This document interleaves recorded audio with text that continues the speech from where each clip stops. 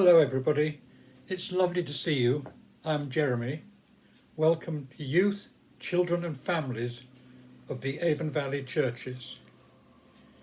Every Sunday evening we have our Bible story. You may know some of our regular presenters. There's Granny Marianne, Jan with her little dog Susie, and more of her in a minute, Janet and Sarah, Tilly and her lovely giraffe, and Chris with Alan the lion.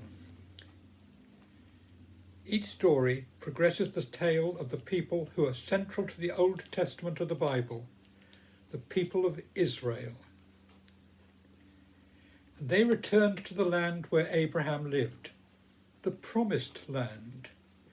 So tonight, I hope to tell you a bit more about these people and this land, the people of Israel and the promised land. But when Jan's talking to you, you often meet Susie, one of our two little rescue dogs. So today I thought you might like to meet Molly. This is Molly. Molly is Susie's mummy, and she's a scruffy little dog because she likes going down rabbit holes and things like that. But she's very, very sweet, and she's quite an old lady. Yes, quite an old lady, aren't you? Anyway, that's Molly. And because it's Christmas not far away, I've promised a friend of mine that he can join in and meet you just for a few minutes. His name is James.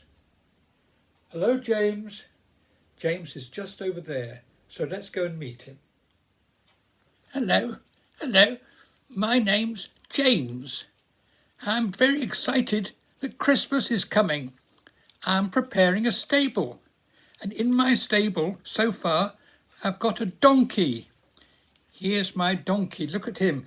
Oh, isn't he a lovely donkey? He's in my stable, all ready for Christmas. And also, I've got an ox and an ass. An ox and an ass. They're all ready in my stable, ready for Christmas. Are you getting ready for Christmas? Are you getting everything ready? That's what I'm doing. And I've got to let these belong to the innkeeper, because the innkeeper in the Christmas story, he's got an ox and an ass. A donkey and an ass, that's the same thing, different names really. Well, I've got to go now because my big brother Charlie wants to ask a question. So it's over to Charlie. See you later, maybe. Bye. Bye. Hello. My name's Charlie. You've just seen my brother James. Yes. Well, I thought it's nice to see you all. Before I ask my questions, I want to show you my posada. It's a scene of two special travellers over 2,000 years ago. Look. Here is my posada. This man here is Joseph, the carpenter from Nazareth. And the lovely lady here, this is Mary, his wife. And they've got their little donkey. This is the donkey. I bet you didn't know the donkey's called Trottermanu. Fancy that. At any rate, I think that's what the donkey's called. Now, they are going on a journey to the promised land. Yes, going all the way. It's a very long way. It would take about a week for them to get there. And during the week, they will stop in little inns. And the inns, they are called posadas. So that's what we call this scene. This scene, we call it a posada. I hope you like my posada. I made it specially for you, and specially, of course, for Jesus, because Mary is going to have a baby. And they're going all the way from Nazareth down to Bethlehem. That's where the baby's going to be born. Anyway, I've got my question to ask. I'm going to ask Jeremy. In the Bible stories, the people have now just come to the promised land. The promised land. So what is it? And where is it? Can you tell me, please? Tell me about the promised land. It's lovely to see James and Charlie. I love your donkey and your ox, James. Lovely preparations for Christmas. And Charlie, I adored your posada. I thought it was really nice. Well done, Charlie. Now the question you asked me, what and where is the promised land that the people of Israel were determined that they were going to go back to? That was their land. Well, about 4,000 years ago, a man called Abraham, he had always worshipped God. He used to pray and talk with God. And one day, God said to him, Abraham, pack your bags. You're going on a journey. Gather your family all together. And so Abraham and his people got ready, and God took them to an amazing place. And I've got a map here, and I want to show you where that place is. But I have to explain a bit as we go along. Here is my map. Now, let me do some explaining. This is the Mediterranean Sea here. Down here is Africa. Out there is Asia. Look, to Asia, to Africa. And up here is Europe. And Europe's where we are. We live in Europe. So this place is where there's sort of a crossroads. This way to Africa, that way to Asia, that way to Europe. And just set in that crossroads is a great rift valley, the Great Rift Valley. And it runs right down here, Great Rift Valley. This place, it's so steep and so deep, it's way, way down below the level of the sea. It is amazing. And in this deep Rift Valley, which is hemmed in on this side by the sea and on this side by the great sandy desert, there, it's just in here. And in this place, we've got the lowest sea on earth. Here we are. That's the Dead Sea. That's the lowest sea on earth.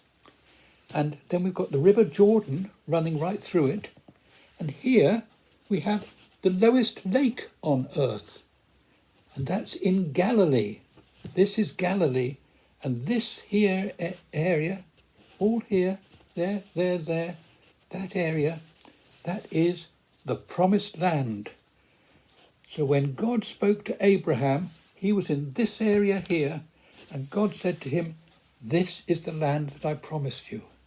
It's an amazing, amazing place. I've been there, and I like it very much. It's a lovely place. And in the Bible, lots of the time, Jesus is up here in Galilee, and sometimes he comes down to Jerusalem, and Jerusalem's down here. And Jerusalem's up on the mountain, and Galilee is right down in the valley, right down low, low below.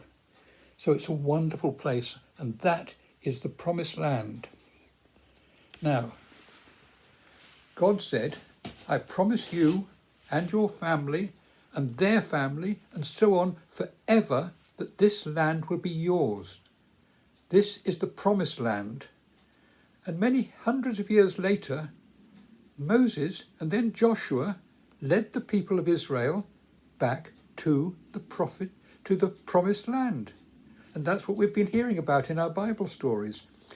Moses getting them out of Egypt and taking them into the wilderness and then all the way through to the promised land.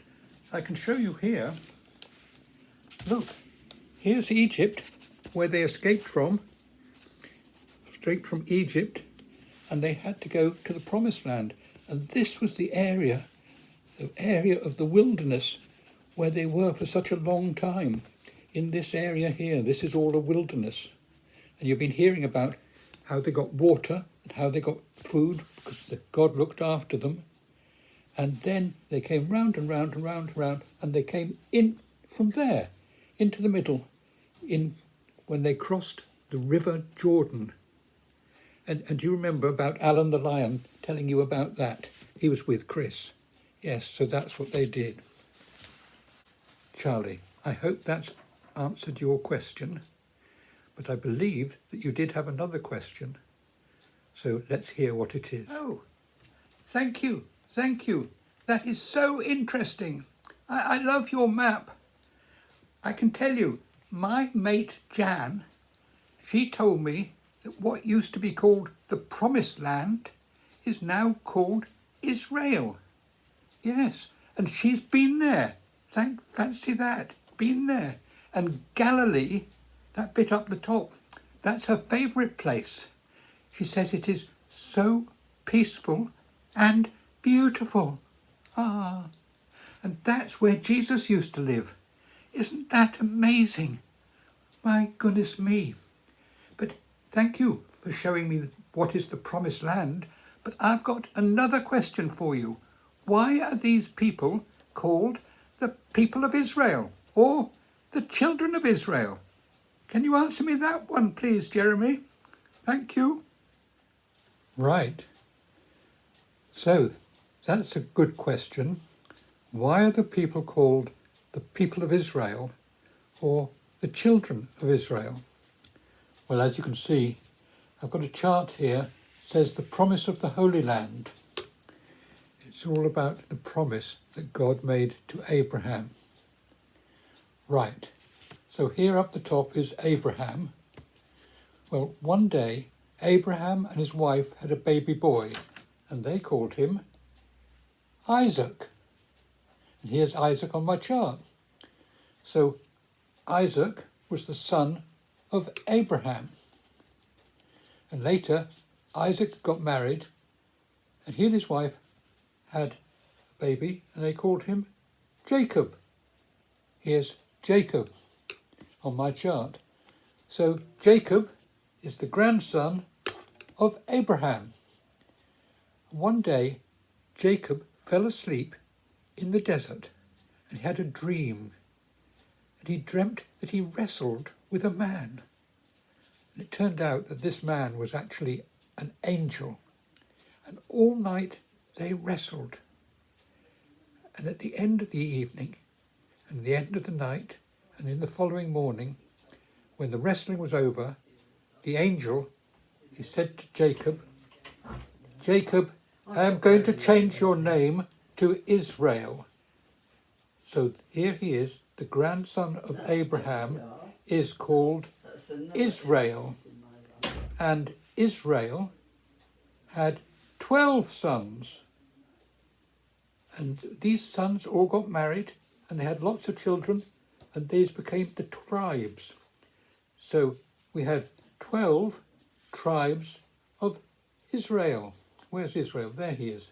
Israel, the 12 tribes of Israel. And these people were called the children of Israel, or the people of Israel. So that's how it all came about. Now these three people up the top, Abraham, Isaac, and Jacob, who's called Israel, they are called the patriarchs. They are the founding fathers of the Jewish nation. And some of the Jewish people live in the Promised Land to this very day. But also the Jewish people are spread all around the world. They spread far and wide. But that's it. In the Promised Land of Israel are the people of Israel. So now, I think we've got just time for one last question. So Charlie, over to you. Thanks, Jeremy. I loved your chart. Now I understand the patriarchs. There's Father Abraham, son Isaac, and grandson Israel. Just those three. And then afterwards come all of Israel's children. 12 tribes of them. Wow! My question is, this is my last one, just my quick one. How did the children of Israel land up in Egypt before Moses rescued them? Can you tell me that? Let me move to one side. You come into the picture, Jeremy. Okay, right. Well, that's a good question, isn't it? Well, when Israel was an old man, yes, when he was an old man, one year there was no rain, and so no crops grew. No crops grew. Oh, so the people and their animals, they were all short of food. And the River Jordan, instead of being a big river, became just a little stream. Oh, and the next year, the very next year, yes, the same again. No rain. That was 2 years in a row. And the River Jordan, it became a little trickle. And hardly any food grown in the fields. Oh dear, and they were all so short and all their reserves were used up. So they had to buy food from other countries. Oh dear, oh dear. Yes, so the third year happened and disaster.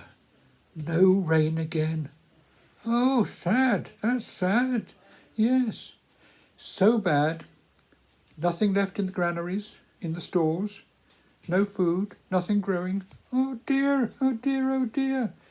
They had to pack up and they had to go off to another country. Ah, they travelled. Yes, and they went to a country where there was food. And there was food in Egypt. So Egypt had the great river Nile, wonderful great river Nile, and that flowed and that had great irrigation, water from the river onto the fields. It was wonderful. Oh, I understand. Yes, so they all went down there, and that was fine to start with. Good. But after a while, some years, the people of Egypt started to treat the people of Israel like servants. Oh dear. Yes, it is oh dear, very much oh dear. But it got worse. Not just servants, but poorly paid servants. And then, worse still, they started to treat them as slaves. Slaves. Yes, slaves. It was so bad that they had to escape. And then along came Moses. And do you remember? Do you remember what Moses did? He made bad things happen to the Egyptians. I remember. Yes, yes. And he said, "Let my people go." Oh, yes, yes. He said, "Let my people go." And the last thing that he did, it was so bad that he made the people of Israel, he made them paint their doorposts red, didn't he? And they had to have their meal standing up in a hurry, ready to go. And that was when the avenging angel passed over them.